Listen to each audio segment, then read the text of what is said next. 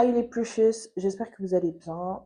Je me suis finalement décidée de vous faire enfin cette vidéo témoignage où je vous parlais un petit peu de grossesse, comment mes grossesses en fait elles se sont passées.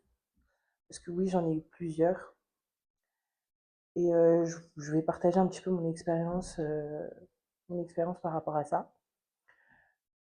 Et c'est vraiment un témoignage en fait au final pour moi. Donc on va s'installer tranquillement. Moi j'ai mon coussin et tout, hein, pour être à l'aise. Euh, on va pas traîner avec les intros trop longues. On va rentrer dans le vif du sujet. Mon premier enfant, je suis tombée enceinte la première fois en 2022 et j'ai accouché en juin 2022, le 18 juin 2022 de mon premier enfant. Donc c'était un petit garçon qui s'appelait Liam. On l'a bien évidemment mis dans le livret de famille. En tout cas, c'est surtout moi qui ai insisté pour qu'on le mette dans le livret de famille pour pas qu'on oublie qu'on a eu un premier enfant. Euh, Malheureusement, il est décédé parce que ma première grossesse ne s'est pas très bien passée.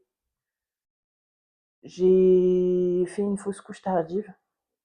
En fait, ce qu'on appelle une fausse couche tardive, c'est quand on dépasse les 14 semaines de grossesse, enfin les 14 semaines aménorrhées de grossesse. Donc quand on perd un enfant qui n'est pas viable, donc qui est entre du coup 15 semaines et 24 semaines d'aménorrhée, en général on dit que bah, du coup c'est une fausse couche tardive. Et c'est ce qui s'est passé pour moi. Ma grossesse n'était pas viable quand j'ai perdu mon enfant. Voilà. J'ai fait une fausse couche tardive parce que j'avais une béance du col, une pathologie que je connaissais pas puisque c'était ma première grossesse en fait. C'était la première fois que je tombais enceinte. Je connaissais pas du tout, donc j'ai pas eu un bon suivi. On va dire que mon suivi est un peu foiré parce que je connaissais pas, je me suis pas renseignée non plus, donc c'était compliqué. À vrai dire, quand je suis tombée enceinte, je le savais même pas. J'ai senti que mon corps commençait à devenir bizarre, genre je me sentais fatiguée tout le temps, j'allais aux toilettes souvent, je vomissais, donc à ce moment-là, ça m'a un peu alertée. Et c'est à ce moment-là que je me décide de faire un test de grossesse et ensuite de faire un test en laboratoire, donc d'aller voir le médecin et qu'il me prescrive un test à faire en laboratoire pour vérifier du coup s'il y a bien une grossesse. Et effectivement, il y avait une grossesse de plus d'un mois. Donc voilà un petit peu comment moi j'ai découvert ma grossesse. Et suite à ça, bah, j'ai pas demandé comment se passaient les suivis, donc j'ai pas fait ma première, enfin j'ai pas fait mon échographie de datation. Et pourtant j'avais plein de femmes autour de moi hein, qui avaient eu des enfants, ma mère, etc. Mais j'en avais pas forcément parlé à ce moment-là, et c'est quand j'ai fait mon échographie de T1 à 13 semaines, je crois, que j'ai su quand est-ce que je suis tombée enceinte, etc., etc. Mais vraiment, j'ai fait les choses un petit peu, on va dire, à l'arrache, niveau suivi. Et en plus de ça, j'ai mis du temps à trouver un gynéco pour me suivre et tout. Donc c'était un peu compliqué à ce niveau-là.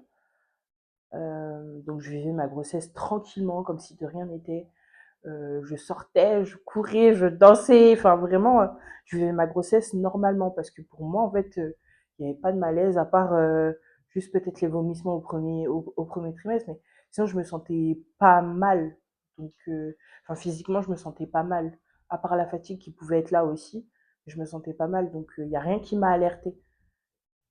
Et je me souviens, le gynéco m'avait demandé de revenir après mon échographie de T1. Il m'avait demandé de revenir. Et du coup, le deuxième rendez-vous que j'ai eu avec lui, c'est là qu'il me parle de potentiellement une endométriose. Mais enfin, tout ça là, je connaissais pas. Tous ces termes-là, tous ces trucs-là, je connaissais pas. Donc, en fait, c'est un peu flou pour moi. Euh, enfin, dans la foulée aussi, il m'a donné le sexe du bébé. Enfin, il m'a dit le sexe du bébé et tout. Mais, mais voilà, je continue à vivre ma grossesse normalement.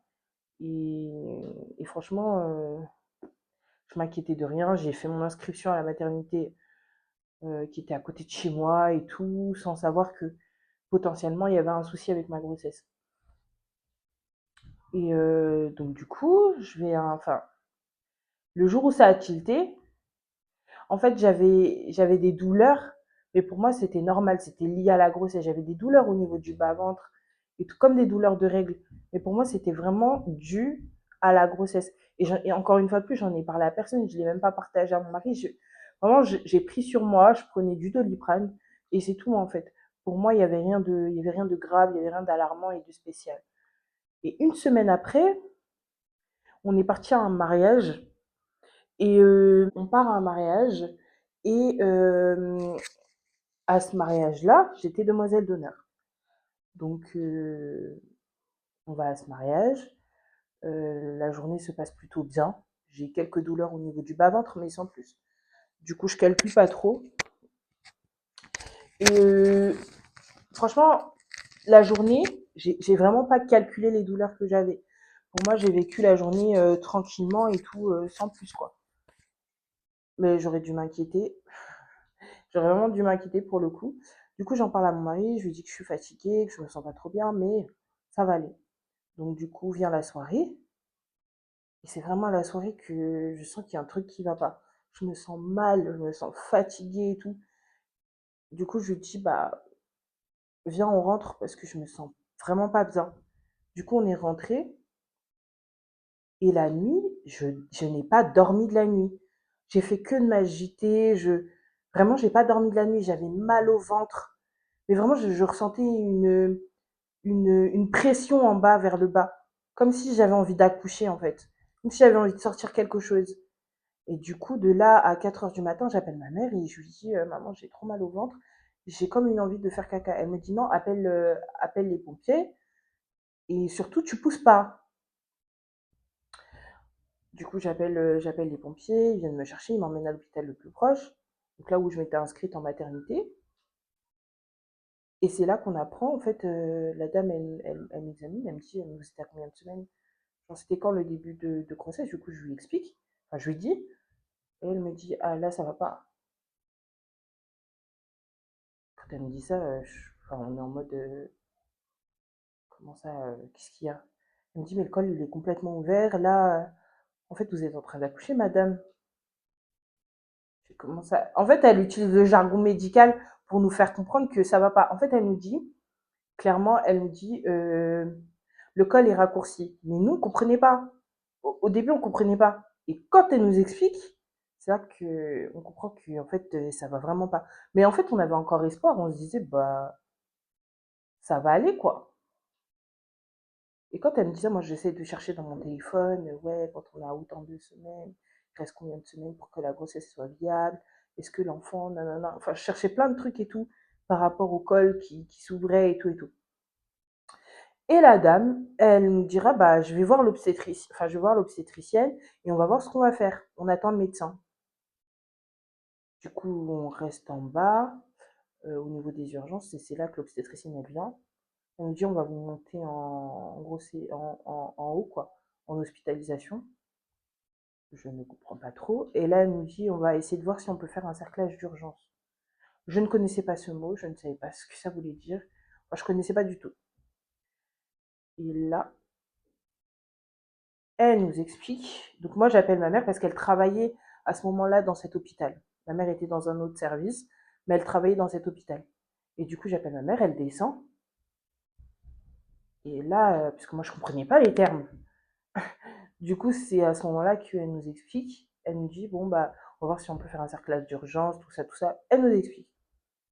Donc j'attends encore, enfin on attend, on est là, on attend, je suis avec Papa Bio, on attend. Et là, elle me réexamine.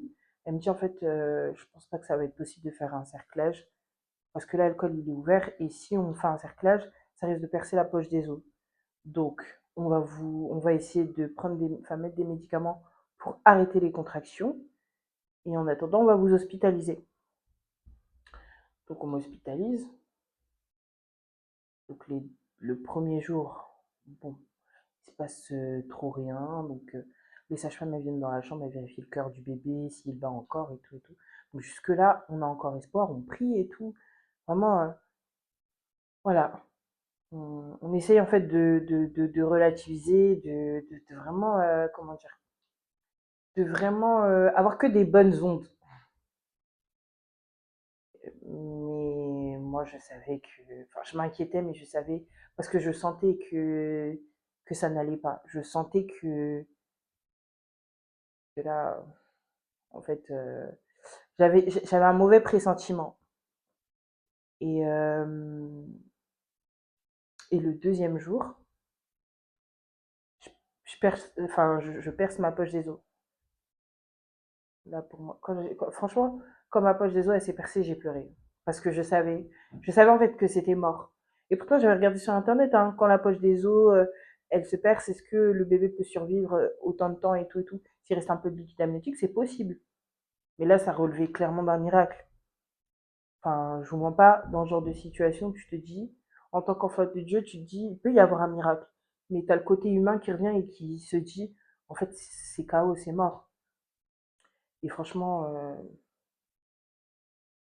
en fait, quand la poche des os elle s'est percée, je me suis dit, c'est mort. C'est le côté humain qui a pris le dessus. Vraiment,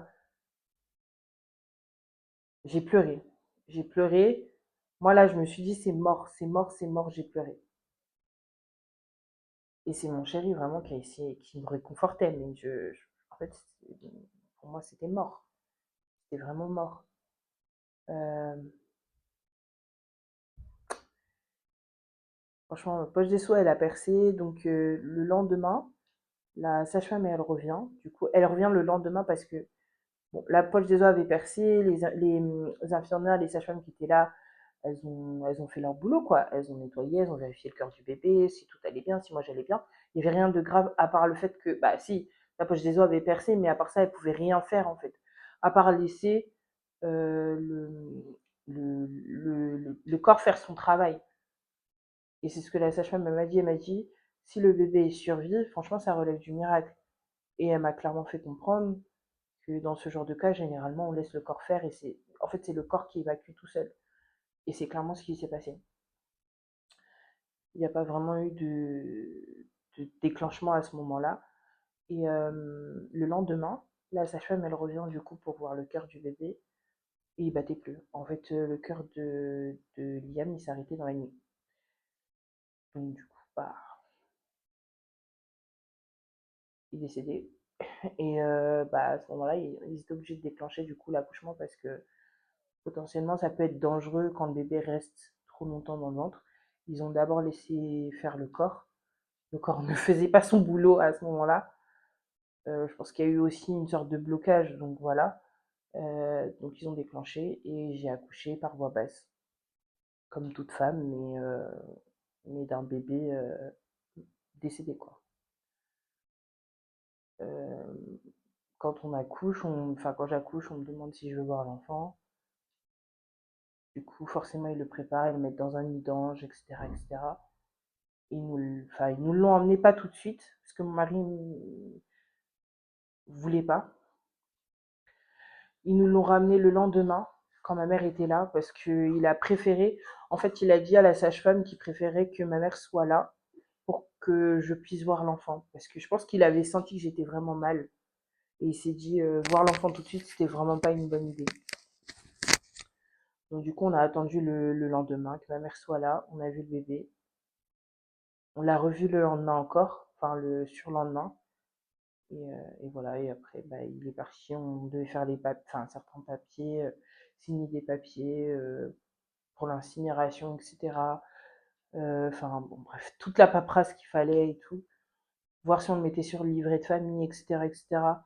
Et vraiment, c'est mon mari qui s'en est occupé parce que moi, j'avais pas de force. Déjà, bah, j'accouche, j'avais eu les douleurs de l'accouchement. On m'a mis une rachis-anesthésie. C'est un peu comme la péridurale. Enfin, en fait, j'ai eu toutes les douleurs, les contractions. euh, Juste, j'ai pas eu à pousser. Et je crois que la pire des douleurs, c'est quand on a dû m'extraire le placenta, parce qu'il n'est pas sorti tout seul, donc ils sont allés le chercher. La douleur de ça, je ne saurais l'expliquer. Ils sont partis chercher le placenta avec les mains. Ça, c'était horrible.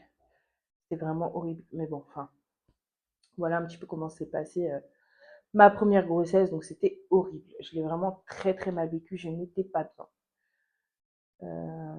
J'étais vraiment pas bien.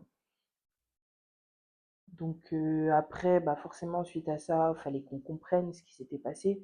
Mais les médecins n'avaient aucune explication à me donner quand je leur demandais comment se fait-il que j'avais perdu le bébé. Ils n'avaient aucune explication à me donner. Ils ne savaient pas me dire si j'avais eu une infection qui avait ouvert le col ou si mon col s'était ouvert et c'était pour ça que j'avais eu une infection. Enfin, on ne savait pas répondre. Clairement, ils ne savaient pas me dire. En plus, l'hôpital dans lequel j'étais allée, c'est pas une maternité de niveau 3, donc en plus, ils pouvaient même pas prendre en charge le prématuré. Enfin, si j'avais accouché, en tout cas, dans les temps où l'enfant pouvait être considéré comme un grand prématuré, en fait, ils n'auraient pas pu me prendre en charge. Ils auraient dû, du coup, m'envoyer dans un autre hôpital. Et c'était clairement pas leur sujet, quoi. Donc, bref. Donc, après ça, j'ai eu un suivi médical. Donc, j'ai dû revenir euh, j'ai dû faire une hystéroscopie. Après quoi, j'ai fait comment ça s'appelle?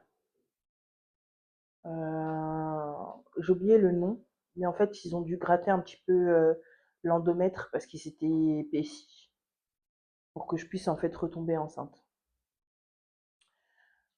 Donc voilà un petit peu comment s'est passée ma première grossesse et le suivi d'après, enfin le suivi après. Donc forcément, quand il y a eu tout ça, j'en ai parlé aux personnes autour de moi, ma famille, la famille de mon chéri. Et bah, en fait, c'est à ce moment-là qu'on a eu, entre guillemets, de l'aide pour le suivi de la deuxième grossesse. Euh, enfin, qu'on a su quoi faire, que j'ai su à quelle maternité il fallait que je m'inscrive. Du coup, une maternité de niveau 3 pour suivre un petit peu le sujet. Donc, deuxième grossesse, je retombe enceinte la deuxième fois. C'était pas prévu.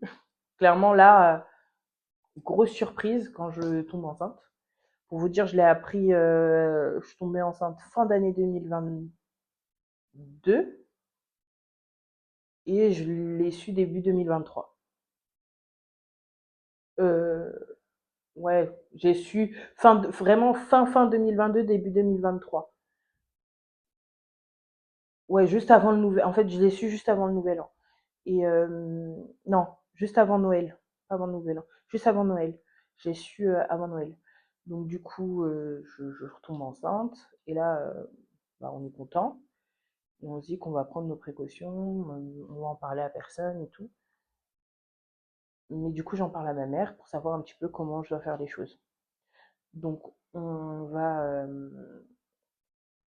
je vais m'inscrire du coup à la maternité de niveau 3 de ma région, enfin de ma ville. Et je leur explique comment s'est passée la première grossesse au premier rendez-vous que j'ai eu. Euh,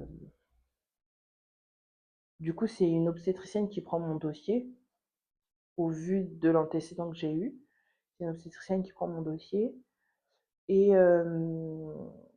bah, la deuxième grossesse, avant d'aller m'inscrire en maternité, j'avais d'abord pris rendez-vous avec une sage-femme en ville. Donc c'est elle qui a fait mon échographie de datation, c'est elle qui a fait bah, mes premières consultations prénatales. Et ensuite, elle m'a dit d'aller m'inscrire du coup à la maternité. C'est chose que j'ai faite. Et c'est là que l'obstétricienne, du coup, a repris mon dossier au vu des circonstances et tout. Premier rendez-vous avec l'obstétricienne, ça se passe bien. Au deuxième rendez-vous, quand je viens pour, du coup, l'échographie T1, non, T2. T2 parce que la T1, je crois que je l'avais faite avec la sage-femme. Échographie T2, je crois, à 16 semaines. Ouais, je l'avais fait à 16 semaines. Elle me dira, votre col, il est en train de s'ouvrir, madame. Je suis en mode, mais purée, mais pas encore. Et là, vraiment, Je suis en pleurs. Je me dis: «Mais c'est une blague, genre, et là, elle me dit: «On va faire un cerclage d'urgence». Je me dis: «Vas-y, ça va recommencer et tout et tout». Elle me dit: «Non, non, mais il vous reste encore, quelques centimètres de colle, on peut faire le cerclage». Du coup, on m'opère dans la journée, d'urgence et tout, ils font le cerclage, voilà, et elle me dit: «On bouge plus madame, alitez à la maison». Voilà, voilà, et je pouvais plus bouger, je pouvais plus rien faire et tout, voilà. Donc là, mon mari m'envoie chez ma mère, je bougeais plus, enfin, je faisais plus rien. Là, vraiment, je ne faisais plus rien parce que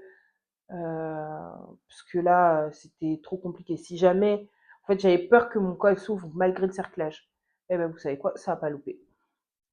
Malgré les précautions que j'ai prises, malgré tout ça, en fait, j'ai quand même, en fait, mon col, il s'est quand même ouvert. J'étais cerclée.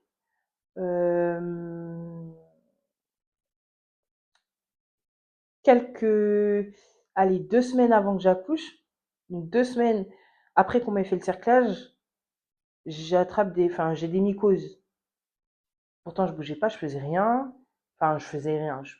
Façon de parler, j'étais à la maison, quoi. J'évitais de bouger, j'évitais d'aller marcher, j'évitais de faire ce genre de choses qui demandaient trop d'efforts.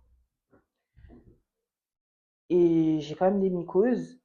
Enfin, je sens en fait des mycoses, des choses, des trucs comme ça, donc je consulte. Et c'est à ce moment-là que en fait, je me rends compte qu'il y a quelque chose. On a soigné les mycoses, on a soigné ceci, cela.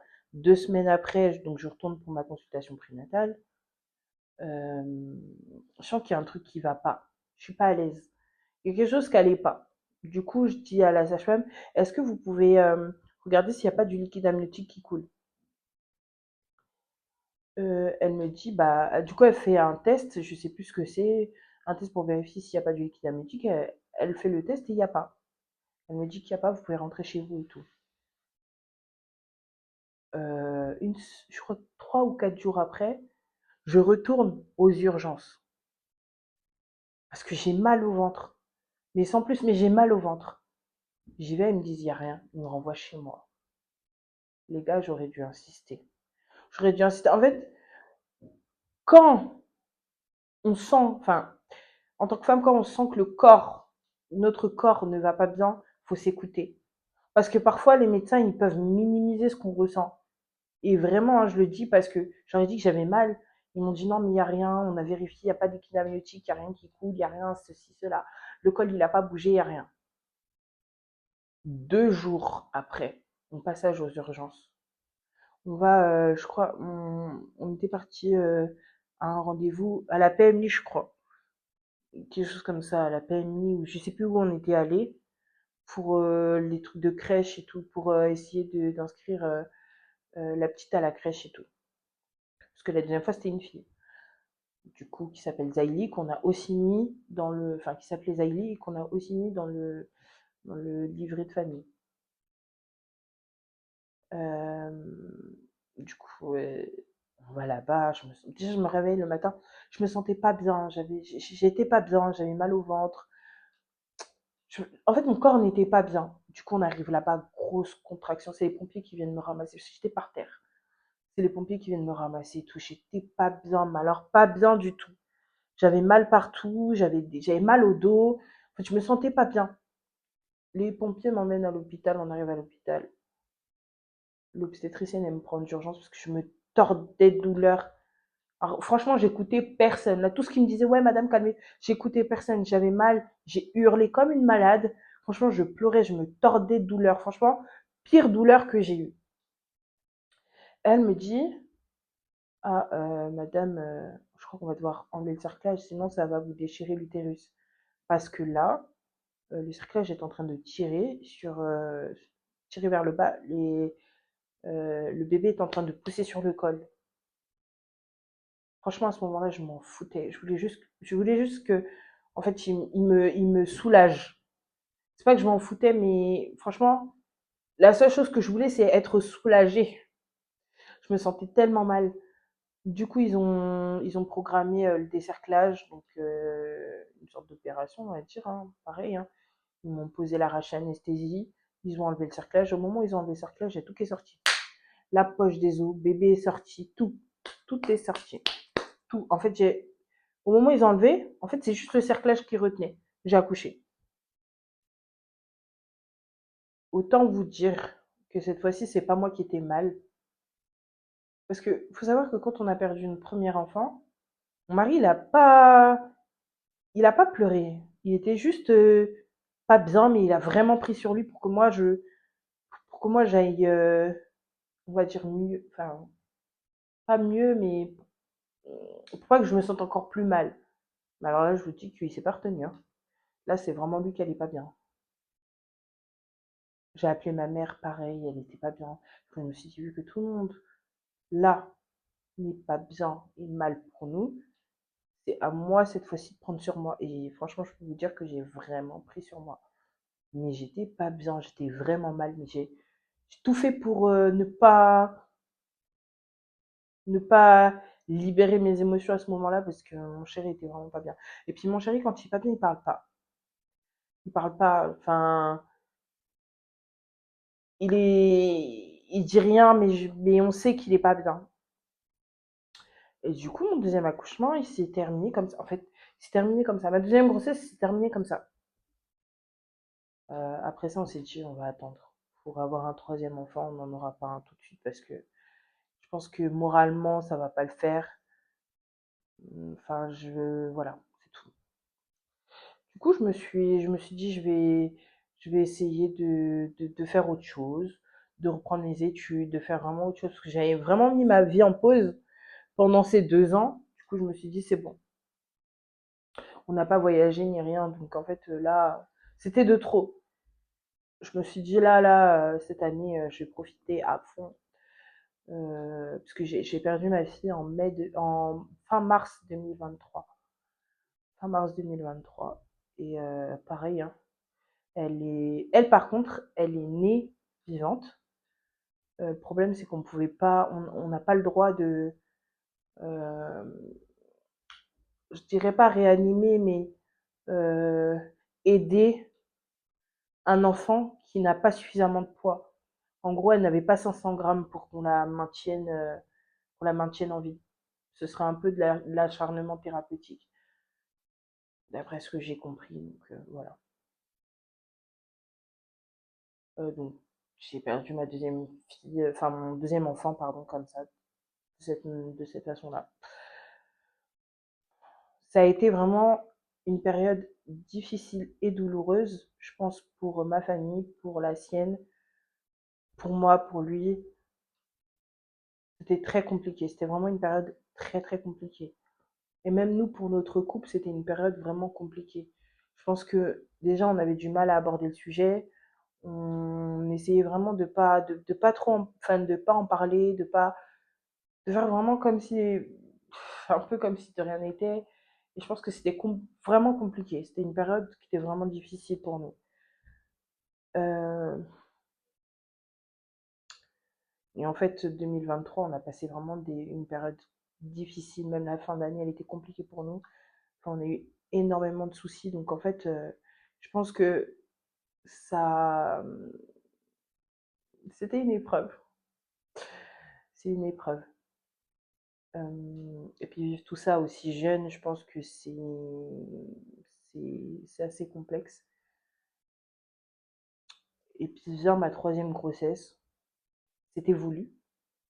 C'était voulu parce qu'on a fini par prendre la décision de se dire, euh, on peut. Parce que ma mère, elle m'avait dit, ma mère et ma tante, elle m'avaient dit, ah la matrice, elle est chaude, c'est le moment pour continuer à faire un enfant, d'essayer. Parce que faut pas attendre. Enfin, ça sert à rien de attendre trop longtemps. Profitez-en là maintenant pour avoir un enfant. Donc moi j'y ai réfléchi, j'en ai parlé avec mon chéri, on s'est mis d'accord et on a décidé d'avoir un enfant. Du coup on a essayé. Euh, Au début ça venait pas, mais vous savez en fait quand on force trop, quand on a trop ça dans la tête en fait de se dire on veut un enfant, bah ça vient pas tout de suite. Mais on le voulait. Et puis quand la grossesse est arrivée, On en a parlé, mais à personne. C'est-à-dire que personne n'a su. Vous savez que quand je suis tombée enceinte, même mon mari ne le savait pas. Ça veut dire que je lui en ai parlé un mois et demi après que moi j'ai su. Genre moi je le savais, mais je me suis dit je vais prier. Je vais me mettre un temps dans la prière. Et je me souviens, avant même de tomber enceinte, on avait pris un temps de jeûne et de prière avec ma mère et, et certaines sœurs, euh, euh, certaines personnes à qui j'en avais parlé et tout, et des amis à maman. Enfin, on s'est décidé vraiment de prier ensemble, de jeûner ensemble pour cet enfant. On s'est dit là, voici quand l'enfant vient, il va rester. On a jeûné, tout ça, machin. L'enfant est arrivé, pas. Quand l'enfant est arrivé, je me suis dit là, je dis à personne. On monte, on descend, il neige, il pleut. Personne va savoir. Un mois et demi après, j'en parle à mon chéri. Mais vraiment, un mois et demi après. Chéri, lui, il savait même pas. J'ai tout fait pour cacher, j'allais mal. Mais j'étais fatiguée. En plus, moi, en début de grossesse, je vomis énormément. Mais j'ai tout fait pour pas qu'il le voie. Donc après, je lui en parle et tout. Et c'est là que lui aussi, il a décidé vraiment de rester dans la prière. Vraiment, là, on s'est dit, l'enfant là. Et on va même pas forcer. Ça veut dire que si Dieu décide qu'on l'ait, on va l'avoir. S'il ne veut pas aussi, ben c'est tout. Parce qu'en fait, on en avait marre d'être triste, on en avait marre de ne pas être bien et tout et tout. Ça paraît bizarre hein, ce que je vais dire, mais vraiment, on était dans ce mood-là. On s'est dit, ok, si ça se passe bien, ça se passe bien. Si ça va pas, ben c'est que c'est, bah, gloire à Dieu en fait. On a décidé vraiment de se dire, ce qui va se passer, en fait, Dieu, ça va dépendre de toi. C'est-à-dire, si l'enfant est là, c'est pour ta gloire. S'il n'est pas là aussi, gloire à toi. Mais ça va être ton fardeau. Ça va plus être le nôtre. Donc, vraiment, on était dans cette optique-là. Donc, du coup, on a passé du temps dans la prière et tout. Et je me suis réinscrite dans la même maternité. Cette fois-ci, il y avait un suivi beaucoup plus poussé. J'avais beaucoup de rendez-vous. Et d'ailleurs, mon médecin a décidé dès le départ, elle a dit, on va cercler dès le départ. Parce qu'il faut savoir qu'après la deuxième grossesse, quand on a perdu l'enfant, ils ne savaient pas nous donner d'explications non plus. Hein. C'était pareil que la première. Hein. Ils nous ont dit oui, on ne sait pas si au final le col il s'est ouvert parce qu'il y avait une infection ou parce que en fait, l'infection est venue parce que le col s'est ouvert. Ils savaient rien nous, en fait, ils savaient pas nous dire. Donc, du coup, on n'a pas eu d'explication. Enfin, on n'a pas eu d'explication par rapport aux pertes, quoi. Donc, du coup, la première grossesse, la troisième grossesse, on a fait un cerclage à 11 semaines d'aménorrhée. Donc, on a fait le cerclage. Pardon. On fait le cerclage et tout. Et j'ai mes rendez-vous de suivi en ouais, prénatal, etc. et tout, mes échographies. Cette grossesse-là n'était pas de tout repos, hein, parce que malgré le cerclage, d'ailleurs, on a fait le cerclage, moi je me suis dit, je vais vivre ma grossesse normalement. Il est hors de question d'être alité. Genre, je me suis dit, je vais me reposer pendant cette grossesse. Je vais pas faire des choses, comment dire, porter des charges lourdes, faire des trucs comme ça et tout. Non. Par contre, je ne vais pas non plus rester alitée. Je vais vivre ma grossesse normalement, sans être inquiète, sans si. Mais en fait, l'inquiétude, c'est vrai qu'elle était toujours là. Tant que j'avais pas dépassé en fait le terme viable, j'étais inquiète, j'étais pas bien. N'empêche que pendant le suivi de cette grossesse, c'était stressant tout au long parce que à chaque fois, il y avait quelque chose. À chaque fois, les médecins ils trouvaient un truc à redire. C'était tout le temps, ouais, bah, on va voir si la grossesse, elle va arriver à 24 semaines. Hein. Pardon. On arrive à 24 semaines. Ouais, on va voir si la grossesse, elle arrive à 27 semaines. Hein. À 27 semaines. Ah, je crois qu'il y a un souci avec la fusion des os. Va falloir faire c'était quoi un prélèvement du liquide amniotique? Donc une, il nous avait dit quoi? J'ai oublié le terme. En fait, ils voulaient récupérer un peu de liquide, ou une amyosynthèse. Récupérer un peu de liquide amniotique pour voir si l'enfant n'avait pas un handicap. Elle a dit sans effet. Sans effet Nabino. Ah, c'est mort. On va rien faire du tout. Et dans tous les cas, en fait, la myosynthèse, elle sert à quoi? Elle sert à nous dire si l'enfant a un handicap, donc à décider si on fait une interruption médicalisée de grossesse. C'est-à-dire que si l'enfant a un trop lourd handicap, on peut se décider d'arrêter la grossesse. Mais sauf qu'en fait, les gars, à 27 semaines, c'est mort en fait. Que l'enfant soit handicapé ou pas, on va pas arrêter la grossesse à 27 semaines. C'est déjà un bébé, c'est mort. Donc pour moi, la myosynthèse, elle ne servait à rien, c'est tout. Si l'enfant a un handicap, bah c'est tout, gloire à Dieu en fait. C'est mort, pas d'amyosynthèse, pas de, on ne touche à rien, on ne trifouille rien du tout, on laisse ça comme c'est. Franchement là, à ce niveau-là, je les écoutais plus, hein. Là, c'était vraiment, je faisais ce que je voulais. J'écoutais mon corps, j'écoutais ma tête, j'écoutais Dieu, point. Le reste là, ouais, et tout le temps c'était comme ça, hein. À 27 semaines, il y avait un souci, il fallait regarder. Ouais, bah on va voir si vous arrivez à 30 semaines, hein. Oh, on va voir si vous arrivez à 32 semaines, hein. Oh, on va voir. Et c'était tout le temps comme ça. Franchement, moi, à la fin, ils m'ont saoulé. Je me suis dit, eh, sorry, affaire de piercing là aussi. Bref, en fait, c'était tout le temps ça. Au bout d'un moment, on a arrêté de les écouter. Vraiment. Et je vivais ma grossesse, mais tranquillement. Le reste là, j'en avais rien à faire. Et heureusement que ma mère et ma soeur, ils étaient là. Parce qu'on sortait, on allait manger, on allait faire des activités, elles me faisaient sortir. Franchement, c'était cool. C'était vraiment cool. J'ai vécu ma troisième grossesse dans l'inquiétude, mais je l'ai vécu plutôt bien. Disons que c'était une année qui était pas simple parce que à ce moment-là, il y a eu beaucoup de gens qui ont quitté nos vies. Ça, on peut le dire, mais il y a aussi de nouvelles personnes qui sont rentrées dans nos vies et qui ont été de réels soutiens, ça je peux le dire. Elles se reconnaîtront, on va y arriver. Mais franchement, l'année 2024, ça a été une année, on va dire l'année de la victoire. On va l'appeler comme ça, l'année de la victoire. Parce que je peux vous dire que cette année-là, je me suis dit, je vais reprendre une alternance, tout. Enfin, je vais tout recommencer à zéro au niveau études. Je vais, je vais trouver mon alternance. Et j'allais à mes entretiens enceinte. Enfin bref, cette année-là, vraiment, c'est quelque chose. Mais cette grossesse-là, elle a abouti. Je suis allée jusqu'à terme.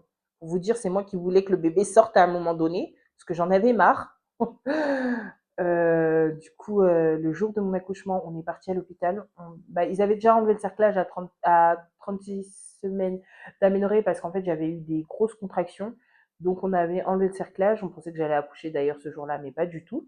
Parce que j'ai eu des contractions, mais le col, il s'était ouvert jusqu'à 2 et il a plus bougé pendant au moins 3 4 semaines. Et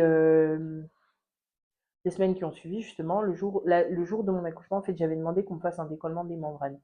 J'avais demandé à ma dernière consultation prénatale qu'on me fasse un décollement des membranes puisque j'en pouvais plus là. Comme les médicaments pour déclencher l'accouchement comment dire, enfin, n'allaient pas avec mes traitements de fond, avec les traitements que je prends en fait en général, ils ont décidé pas de pas déclencher de cette manière-là, mais plutôt de faire un truc naturel. Donc, je suis allée, on m'a fait un décollement des membranes aux urgences dès le matin à 10 heures. Et la dame que j'ai vue, elle m'a dit bah, vous allez marcher, vous pouvez sortir de l'hôpital et tout, et vous revenez après. On vérifiera l'état du col. Si le col est ouvert, on vous posera la péridurale et vous pourrez accoucher. Et c'est ce qui s'est passé. On est parti, on a marché, parce qu'on devait retourner à l'hôpital vers 17 heures. Voilà. Et au final, on est retourné un peu plus tôt parce que j'ai rejoint ma mère. Elles m'ont fait marcher dans tout le centre commercial. On a marché dans tout le centre commercial. En plus, ce jour-là, la canicule. Parce que moi, j'ai accouché en plein été. Donc, la canicule. Il faisait chaud. Après, on est parti se poser au restaurant. Au restaurant, j'ai senti des contractions. Ma mère m'a dit, tu vois, toi, si tu continues, tu restes là, tu vas accoucher ici. Donc, on est retourné à l'hôpital. On nous a emmenés à l'hôpital. On est retourné. On est reparti et en fait, la dame, elle m'a dit: «Ah, votre aide, il est ouvert et tout, on va vous poser la péridurale». Hum. La pose de la péridurale, ça là, l'anesthésiste, parce que j'ai eu rendez-vous avec l'anesthésiste quelques semaines avant. En fait, le jour de ma dernière consultation prénatale, j'ai eu mon rendez-vous anesthésiste. La meuf que j'ai vue en consultation, en fait, elle a rien noté de ce que je lui ai dit. Soit elle n'a pas passé les infos, soit elle n'a pas noté. Je vois pas, en fait, je vois pas d'autres possibilités. Parce que je lui ai dit que j'ai une scoliose. La meuf, elle a pas pris en compte ce que je lui ai dit. Parce que le jour où on est venu me poser la péridurale, l'anesthésiste, il a piqué une fois, il ressort l'aiguille. C'est un truc qui ressort et tout. Il repique une deuxième fois, déjà il ne me prévient pas. Il repique une deuxième fois. Je sens que le monsieur ressort l'aiguille. Mais là, je pète un câble. Je dis, mais monsieur, en fait, vous avez piqué une première fois, vous repiquez une deuxième fois, c'est comment? Parce que là, je commence à avoir vraiment mal. En plus, j'ai une scoliose. Il me dit, oh, mais je savais pas que vous aviez une scoliose. Il veut se disputer avec moi. Mais mon gars, je suis en train d'accoucher, en fait, t'es en train de me prendre la tête. Heureusement que mon mari était là parce que ce jour-là, là, j'étais à bout. J'étais vraiment à bout avec les contractions. J'avais mal à la tête et tout. Toi, tu veux me prendre la tête alors que je te dis que j'ai mal.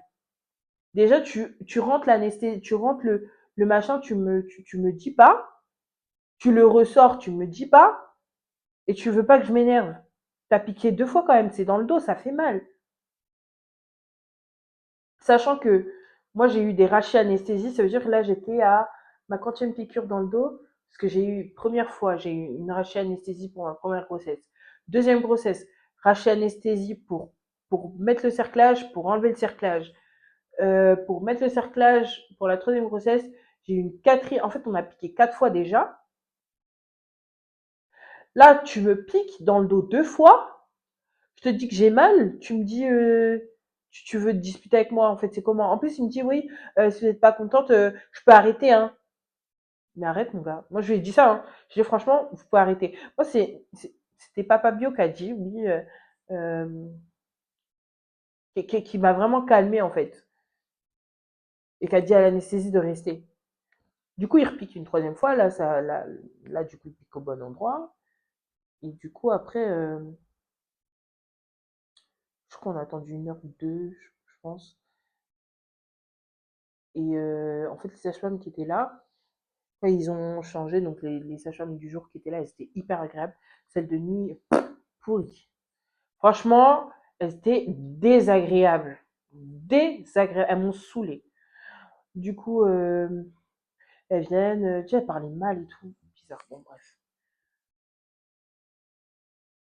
Elles viennent me voir, donc elles regardent et tout, elles me disent ah, le col il est ouvert à, je crois, à 5 ou à 6, je sais plus.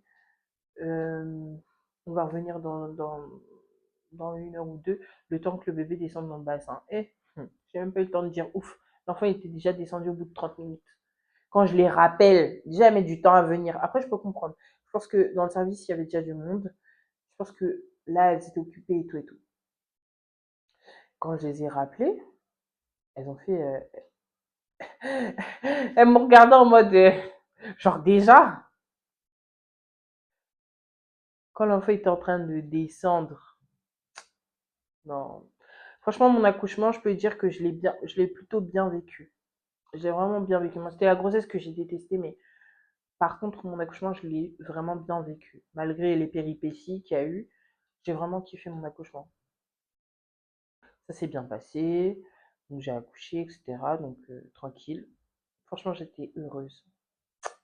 Comment vous dire? Vous savez, quand vous perdez des enfants et que là, vous dites, non, mais c'est vraiment le mien. Genre, j'ai vraiment accouché d'un bébé à terme, en bonne santé, qui va bien. Non, mais vous pouvez que remercier Dieu, en fait. J'étais vraiment bien. Euh, donc voilà. Voilà un petit peu comment s'est passé mes grossesses. Et vraiment, je remercie. En fait, je ne peux que bénir le Seigneur parce que ça a été un témoignage, en fait. Notre premier fils, ça a été vraiment un témoignage. Et c'est un petit garçon, tout le long de la grossesse, j'étais en train de prier pour qu'il ait le même comportement que son papa. Et ça a pas loupé. Il a tout pris côté maman, genre physiquement, hein, le visage et tout.